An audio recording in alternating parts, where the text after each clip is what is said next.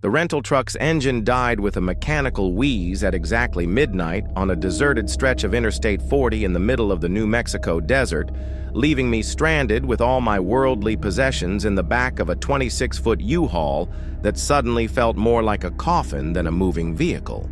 I had been driving for 14 hours straight, trying to make it from Phoenix to Denver in one marathon push to save money on hotel costs when the truck's dashboard lit up like a Christmas tree with warning lights I had never seen before. The silence that followed the engine's death was absolute and terrifying, broken only by the sound of my own panicked breathing and the distant howl of desert wind that seemed to carry voices speaking in languages I couldn't understand. I was completely alone on a highway where I hadn't seen another vehicle for over an hour, with no cell phone signal and no idea how far I was from the nearest town or gas station that might offer help or shelter. But what terrified me most wasn't the mechanical breakdown or the isolation. It was the realization that I wasn't actually alone. As my eyes adjusted to the darkness outside the truck's cab, I could see shapes moving in the desert scrubland, human figures walking slowly toward my disabled vehicle with the deliberate purpose of people who had been waiting for exactly this kind of opportunity. My name is Robert, and that night taught me that moving trucks don't just transport your belongings from one life to another. They transform you into a slow-moving target, carrying everything you own through territories controlled by predators who view your vulnerability as their payday. Ever wondered why criminals seem to know exactly when and where moving trucks will be most vulnerable? Ever question why mechanical problems always seem to happen in the most remote and dangerous locations? Share this video if you've driven a moving truck and felt like prey being stalked by hunters who knew your route better than you did, because tonight, I'm sharing 3 true accounts that will make you question every assumption you've made about the safety of DIY moving. These aren't exaggerated stories designed to scare people away from DIY moving. These are real experiences from real people who learned that when you're driving a slow, conspicuous moving truck loaded with everything you own, you become a target for criminals who view your vulnerability as their opportunity. Lisa was a graduate student in her late 20s who was moving from Boston to Seattle to begin a doctoral program in environmental science, driving a rented moving truck across the country with her entire life packed into the cargo area behind her. Lisa had planned the cross-country move meticulously, researching the safest routes, identifying truck-friendly gas stations and rest stops, and scheduling her driving times to avoid overnight travel through remote areas where help might be hours away.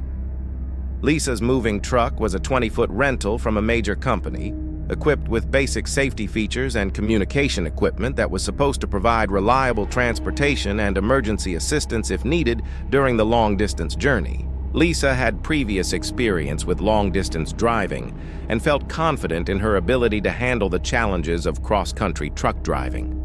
The first 3 days of Lisa's cross-country journey proceeded according to plan, with successful navigation through major cities, timely arrival at planned rest stops, and steady progress toward her destination in Seattle.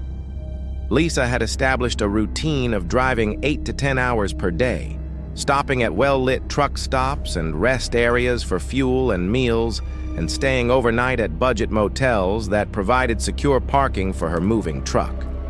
But on the 4th day of her journey while driving through a remote section of Montana highway, Lisa began to notice that she was being followed by a convoy of vehicles that had been maintaining a consistent distance behind her truck for over 200 miles.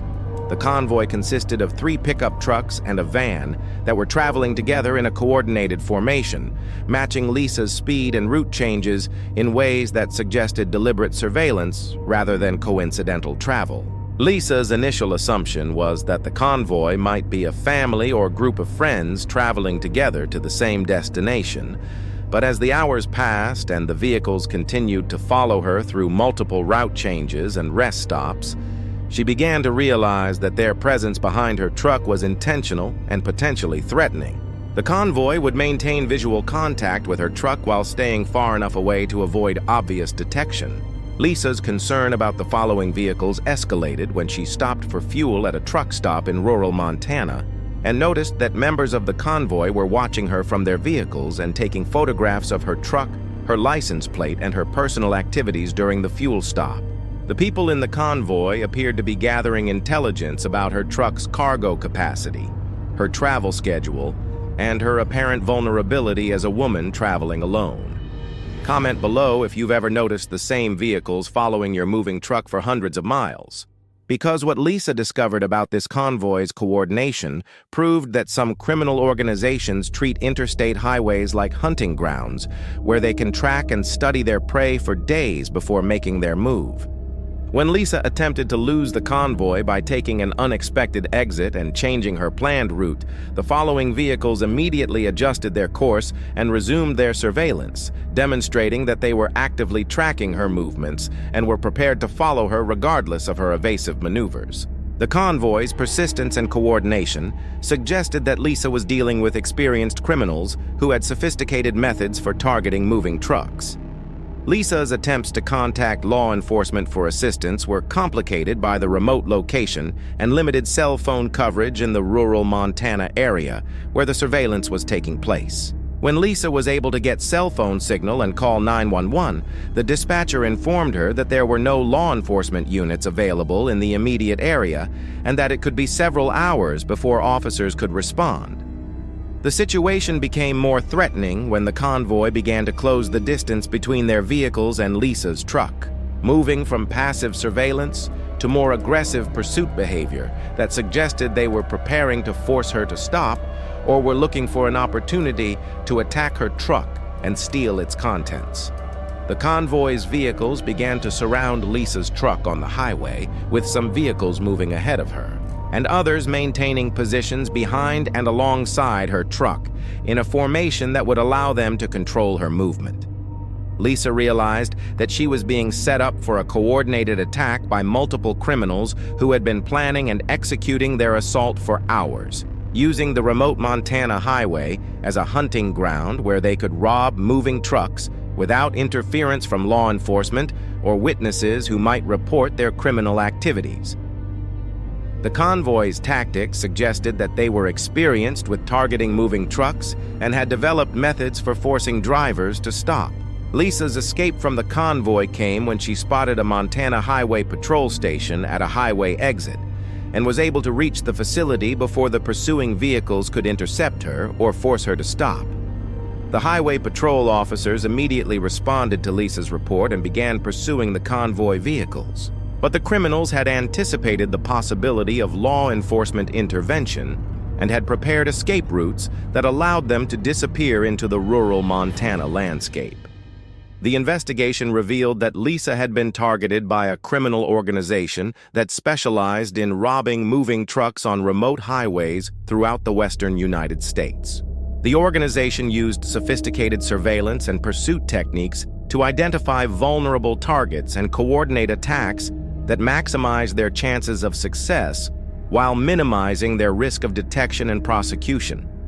Lisa's experience taught her that moving truck drivers were particularly vulnerable to criminal targeting. Because of their slow speed, predictable routes, and valuable cargo that could be easily stolen and resold. The incident also highlighted the importance of maintaining communication with law enforcement and family members during long-distance moves. But if you think highway surveillance and pursuit represent the most sophisticated threats to moving truck drivers, wait until you hear what happened to Mark in Arizona. Because sometimes criminals don't just follow you and wait for an opportunity to strike.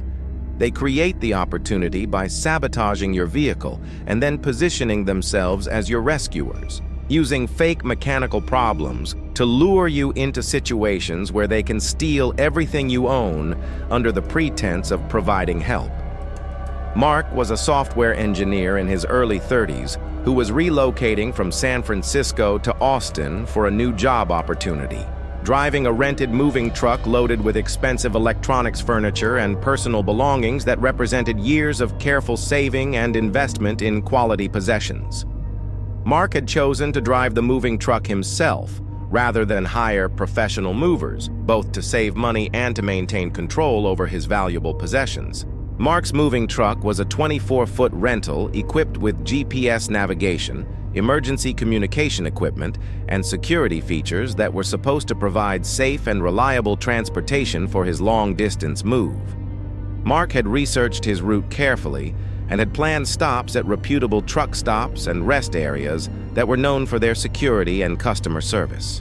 The first 2 days of Mark's journey proceeded smoothly, with successful navigation through California and Nevada, and timely arrival at planned rest stops where Mark could refuel, eat, and rest without concerns about the security of his truck or its valuable cargo.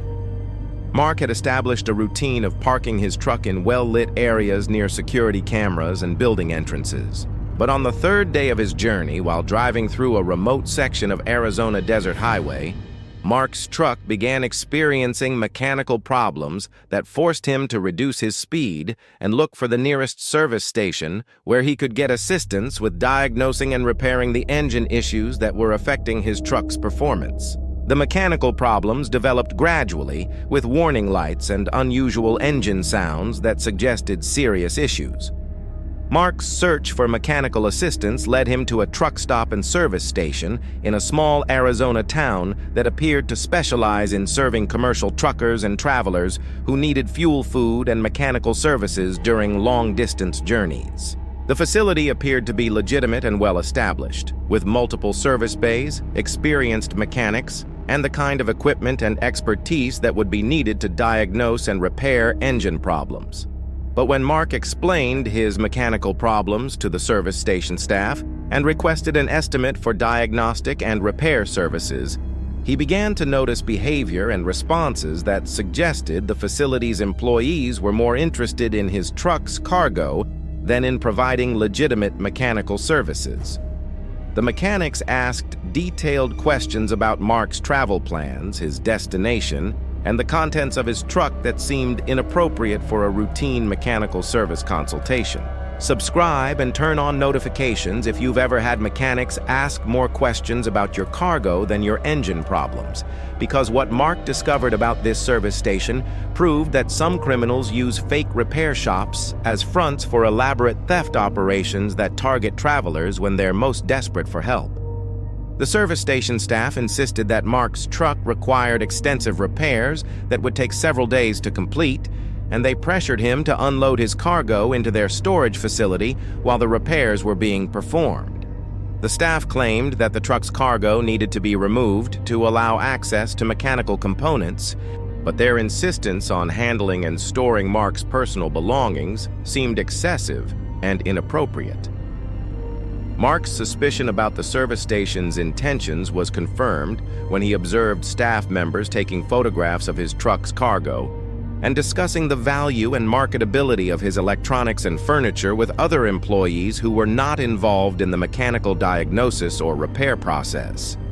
The staff's interest in cataloging and assessing his possessions suggested that they were planning to steal his belongings under the cover of providing legitimate mechanical services. When Mark refused to unload his cargo and requested that his truck be repaired without removing his personal belongings, the service station staff became hostile and threatening, suggesting that Mark would not be allowed to leave the facility until he complied with their demands for access to his truck's cargo area. The staff's change in attitude and their implied threats made it clear that Mark was dealing with criminals who were using the service station as a front for robbing travelers. Mark realized that he had been lured to the fraudulent service station by people who had sabotaged his truck's engine to force him to seek mechanical assistance at their facility, where they could steal his belongings under the pretense of providing legitimate repair services. The mechanical problems that had developed during his journey were not random failures, but were the result of deliberate sabotage. Mark's escape from the fraudulent service station required him to start his truck and drive away despite the mechanical problems, prioritizing his safety and the security of his belongings over the risk of further engine damage or breakdown.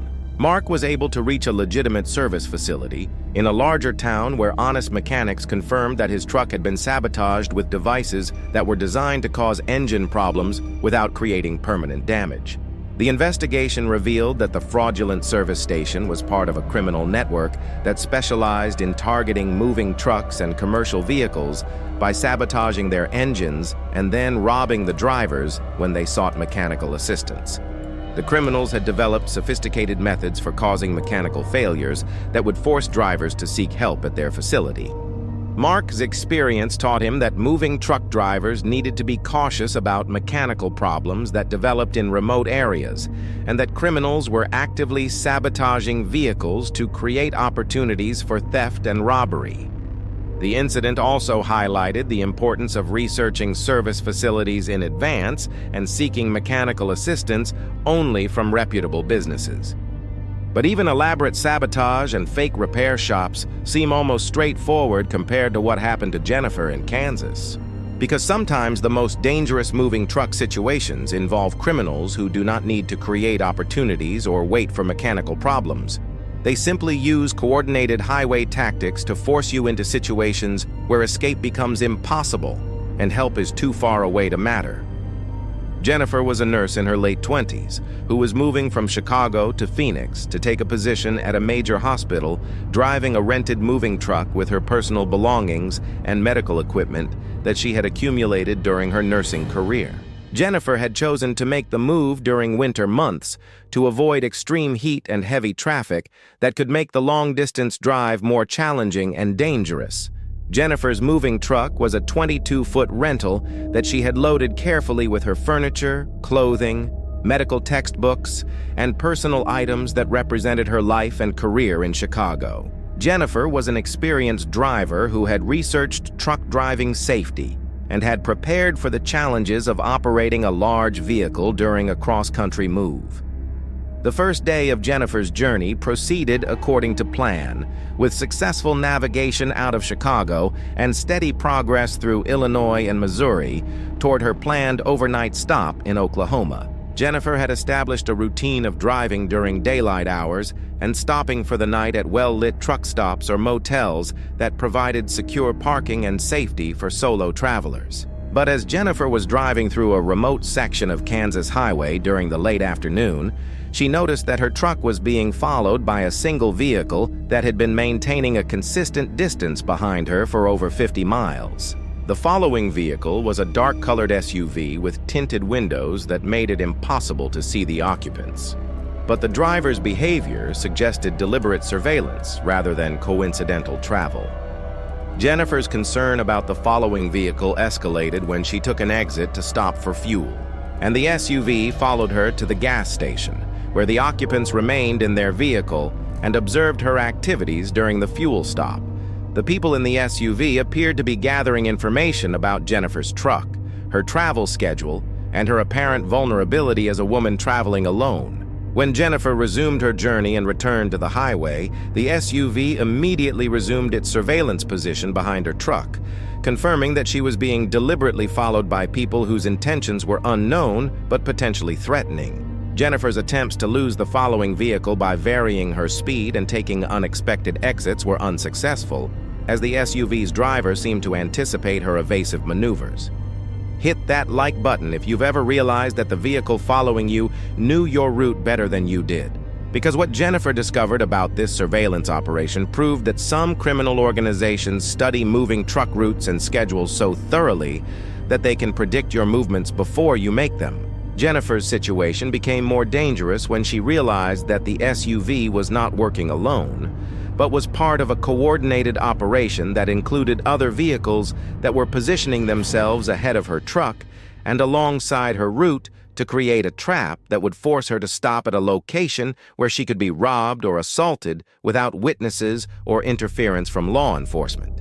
The coordinated vehicles began to close in on Jennifer's truck as she approached a remote section of highway that was ideal for criminal activity with no other traffic, no nearby businesses or residences, and limited law enforcement presence that would make it difficult for Jennifer to get help if she was attacked. The criminals had clearly planned their operation carefully and had chosen a location that would maximize their chances of success. Jennifer realized that she was being set up for a coordinated attack by multiple criminals who had been tracking her movements and were preparing to force her truck off the road or block her path to steal her belongings and possibly harm her in the process. The criminals' tactics suggested that they were experienced with targeting moving trucks and had developed methods for isolating and attacking drivers in remote locations. Jennifer's escape from the coordinated attack came when she spotted a Kansas Highway Patrol vehicle at a rest area and was able to reach the facility before the pursuing vehicles could complete their trap and force her to stop. The Highway Patrol officer immediately responded to Jennifer's report and called for backup to pursue the suspicious vehicles, but the criminals had prepared escape routes and were able to disappear before law enforcement could apprehend them. The investigation revealed that Jennifer had been targeted by a criminal organization that specialized in robbing moving trucks on remote highways throughout the Midwest. The organization used sophisticated surveillance and coordination techniques to identify vulnerable targets and execute attacks that were designed to steal valuable cargo while avoiding detection by law enforcement agencies. Jennifer's experience taught her that moving truck drivers were particularly vulnerable to criminal targeting on remote highways where help was far away, and criminals could operate without fear of immediate law enforcement response. The incident also highlighted the importance of maintaining awareness of suspicious vehicles and reporting potential threats to law enforcement before criminals could complete their attacks. These three accounts from moving truck drivers across America reveal a disturbing truth about DIY relocation. The decision to drive your own moving truck can expose you to sophisticated criminal operations that view your slow, conspicuous vehicle and valuable cargo as perfect targets for robbery and assault. Lisa's encounter with a coordinated convoy in Montana proved that some criminal organizations treat interstate highways like hunting grounds where they can track and study their prey for days before making their move. Mark's experience with sabotage and fraudulent mechanics in Arizona demonstrated that criminals are willing to create mechanical emergencies and pose as helpful service providers to gain access to your belongings and your trust when you're most vulnerable and desperate for assistance. Jennifer's near miss with highway predators in Kansas revealed that some criminal operations have studied moving truck routes and schedules so thoroughly that they can predict your movements and set up coordinated traps in locations where escape becomes impossible. The most chilling aspect of these accounts is not just the individual criminal acts themselves. It's the realization that these attacks were carefully planned and coordinated by people who understood how moving trucks operate where they're most vulnerable and how to exploit the trust and desperation that come with long-distance relocation. These criminals had studied moving truck behavior, identified patterns in routes and schedules, and developed tactics specifically designed to target people during one of the most stressful and vulnerable periods of their lives. Lisa had no warning that her carefully planned route would take her through territory controlled by a criminal convoy that had been tracking moving trucks for hundreds of miles, gathering intelligence and waiting for the perfect opportunity to strike in a location where law enforcement response would be delayed or impossible. Mark had no indication that his mechanical problems were the result of deliberate sabotage designed to force him to seek help at a fraudulent service station, where criminals posed as helpful mechanics while planning to steal everything he owned under the pretense of providing legitimate repair services. Jennifer had no clue that her route and schedule had been studied by a criminal organization that knew exactly where and when to position their vehicles to create an inescapable trap on a remote highway where help was too far away to matter. If you're currently planning a long-distance move or considering driving your own moving truck, if you've ever felt watched or followed while transporting your belongings, or if you've encountered strangers who seem too interested in your moving plans and cargo, trust your instincts and remember that the money you save by driving yourself might not be worth the risks you'll face. Ring that notification bell if these stories have made you reconsider your moving plans, and remember that professional moving companies have security protocols, insurance coverage, and experience dealing with the criminal threats that target valuable cargo on America's highways. The next time you're tempted to save money by driving your own moving truck through unfamiliar territory, remember these stories and ask yourself whether the financial savings are worth becoming a slow-moving target, carrying everything you own through territories where predators are actively hunting for people exactly like you. Before you go, check out the playlist in the description for more true moving and travel horror stories that could save your life. Because in the end, the most important thing you can move to your new home is yourself alive and unharmed. And no amount of money saved is worth risking your safety on highways where criminals view moving trucks as mobile treasure chests, driven by people who can't simply abandon their vehicles and run. Comment below if these stories have changed how you think about DIY moving, and remember that sometimes the most dangerous part of starting a new life isn't the emotional stress or the financial burden. It's the journey itself, when you're alone on the road with everything you own, trusting strangers, and hoping that the next person who shows interest in your truck is trying to help rather than harm you. Stay safe out there, and remember that the best move you can make is the one that gets you and your belongings to your destination safely, even if it costs more than doing it yourself in a world where moving trucks have become targets for sophisticated criminal operations that view your relocation as their opportunity.